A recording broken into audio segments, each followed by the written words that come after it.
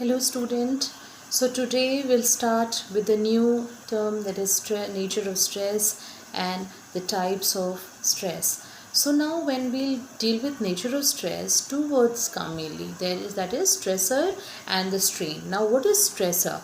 The stressor are the events that cause our body to give stress response. Basically it is a cause. जब भी हमें कोई भी stress, किसी तरह की स्ट्रेस आती है तो ऐसे ही तो आनी जाती है. There is some or the other reason. So that reason behind the stress are the stressors. Now what is strain? The response toward the external stressor.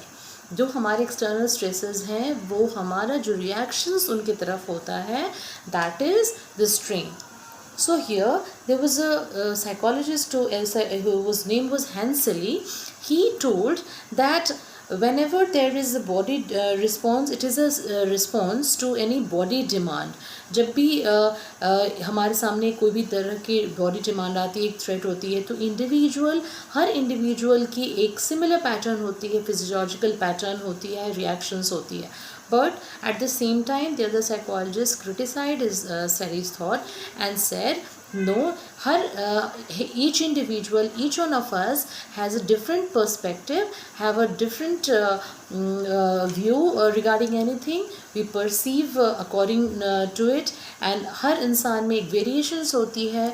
तो maybe some person will take something as a different way. Maybe at the same stress will be more stressful towards other person because his way of perceiving the thing is different. Maybe it is very negative, so he is taking everything in a negative way and reacting to it and is in a stressful situation. So the Lazarus was also there, and Lazarus ने दो चीज़ों को दिया जिसको उन्होंने बोला primary appraisal and secondary appraisal. Now what is primary appraisal? Primary appraisal is generally we talk about the changes. जब हमारे लाइफ में कोई स्ट्रेस आती है तो कहीं ना कहीं एक चेंजेस हमारे लाइफ में आती है, तभी हमें स्ट्रेस आती है. जब एक स्मूथ लाइफ चल रही होती है तो शायद ही एक्सेप्शनल केसेस में होते होंगे कोई स्ट्रेस्ड हो गया, बट अदरवाइज अगर नॉर्मल कंडीशंस में हम देखें तो we'll see that there is some और द अदर चेंजेस कहीं भी हो सकते हैं. हमारे फिजिकल मीनिंग में, हमारे रिलेशंस में, हमारे साइकोलॉजिकल कुछ प्रॉब्लम्स में, कहीं भी हमारे चेंजेस हो सकते हैं. तो वो जो चेंजेस आते हैं वो ही हमारे स्ट्रेस के कारण होते हैं. Those are the stressors. So in primary appraisal हम में तीन चीज़ें की तरह से वो आती हैं चेंजेस. पहला होता है एक नेगेटिव, एक न्यूट्रल एंड पॉजिटिव. तो हम जब पॉजिटिव और न्यूट्रल की बात करते हैं तब शायद ही हमें स्ट्रेस होता हो, but here will mainly deal with the negative aspect. तो नेगेटिव क्या होता है? Negative effects are praised for their possible harm, threat and challenge. तो तीन चीज़ें बहुत ही ज़्यादा इंपॉर्टेंट है नेगेटिविटी में. That is harm. What is harm? Harm is the assessment of the damage that has already been done by the event, and threat is the assessment of the possible future damage that may be brought about the event, and challenge appraisals are associated with more confident expectation of the ability to cope the stressful event. तो जब ये तीन चीज़ें हमारे primary appraisals में आ जाती हैं, that is the stress we are taking in all these term. ये तीन में कोई भी हमारे साथ हो सकते हैं. And with the stressful event the person become an even profit from the environment, and then we perceive an event as stressful. तो जब when we face all these three in the primary appraisal as a negative term, so we perceive this thing as and we feel stress. तो primary appraisal तो ये होगी. अब secondary appraisal क्या है? Secondary appraisal में we take all our resources. हम अपने सारे रिसोर्सेज को अवेल करके जो हमारे पास होती हैं उन रिसोर्सेज को हम यूज़ करते हैं उस प्राइमरी अप्रेजल से निकलने. दैट प्राइमरी अप्रेजल ने जो स्ट्रेस क्रिएट किया है, सो हमारे सेकेंडरी अप्रेजल में हम ट्राई करते हैं that we collect all our resources. तो रिसोर्सेज क्या हो सकते हैं? Mental resources, physical physically or the social resources. तो social कैसे resources हुए, maybe we can take help of a person or any of our family members to solve out that stress. Maybe we are very personally we are so positive that we are always ready to face that challenge and face that stressful situation and cope with that. Those secondary appraisals में we always try to we collect the resources and try to cope up with the stressful situation. Now एक और चीज़ें आती हैं past experience. Past experience क्या है? आपने बहुत बार देखा होगा कि अगर आपने सेम स्ट्रेस या सेम चैलेंजेस अगर अपने पास्ट में आपने वो चीज़ों को फेस किया है और टैकल किया है, उनसे निकल कर आप बाहर आए हो, सो past experiences very much helps you to come out from that stress level and from that stressful situation, you have to cope with that compared to those person who haven't faced that situation in the past. फिर एक चीज़ आती है controllable. May be controllable का क्या है, आप कितना अपने आप को खुद में कंट्रोल कर सकते हो वो चीज़ें.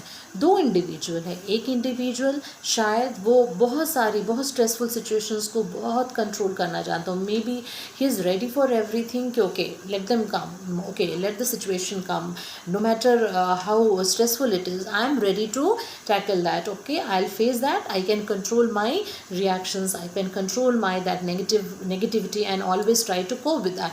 But at the same time कुछ लोग ऐसे हैं जो कंट्रोल नहीं कर सकते. मे बी शायद कोई स्ट्रेसफुल सिचुएशन हो भी ना, बैठे बैठे ही बहुत सारी दिमाग में चीज़ें आती आ रही हों और बिल्कुल इंसान अनकंट्रोल वे में बिहेव कर रहा हो और काफ़ी स्ट्रेस को काफ़ी ज़्यादा वो ले कि अब कैसे होगा, अब क्यों होगा, अब क्या करूँ.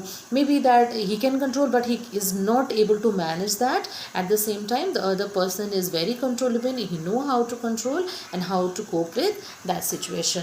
नाउ एक चीज़ें और आती हैं, the reactions which are coming. तो ये इन चीज़ों को हम चार तरीके से देखेंगे. पहले इंटेंसिटी, कि आपकी इंटेंसिटी कितनी है, लो इंटेंसिटी है, हाई इंटेंसिटी है स्ट्रेस की. फिर आपका duration, whether it is very short term, कोई हमारे लाइफ में आते हैं स्ट्रेस कि that stress has come and we just cope with few minutes, few hours we take और 1 or 2 days will take and then हमारी back routine daily normal life की तरह फिर हो जाती है. देन ड्यूरेशन किसी की बहुत ज़्यादा होती है लॉन्ग टर्म, और लॉन्ग टर्म ही होने के कारण the person faces many psychological diseases, क्योंकि वो फिर स्ट्रेस नहीं रह जाता, it turns back into many psychological diseases also. So एक ड्यूरेशन हुआ. देन कॉम्प्लेक्सिटी, बहुत लोगों की आदत होती है कि एक situation I stressful, okay may be वो स्ट्रेस हो और काफ़ी सिंपल तरीके से उसको हैंडल करके टू द पॉइंट जाकर मे बी जो भी उसकी रूट कॉज है we go to that and then we try to eliminate that. But बहुत लोगों की होती है, बहुत कॉम्प्लेक्स लाइफ भी होती है, और अगर स्ट्रेसफुल सिचुएशन बहुत कॉम्प्लेक्स ना भी तो कॉम्प्लेक्स बनाने की they have the tendency to make that situation और any session very complex way में, काफ़ी इतनी होती नहीं है और ज़्यादा उसे कॉम्प्लेक्स कर देते हैं. तो उसकी वजह से भी एक तो स्ट्रेस था ही और फिर आपने उसको और कॉम्प्लेक्स कर दिया, फिर और डबल स्ट्रेस आ गया, तो that is not good. And then predictability.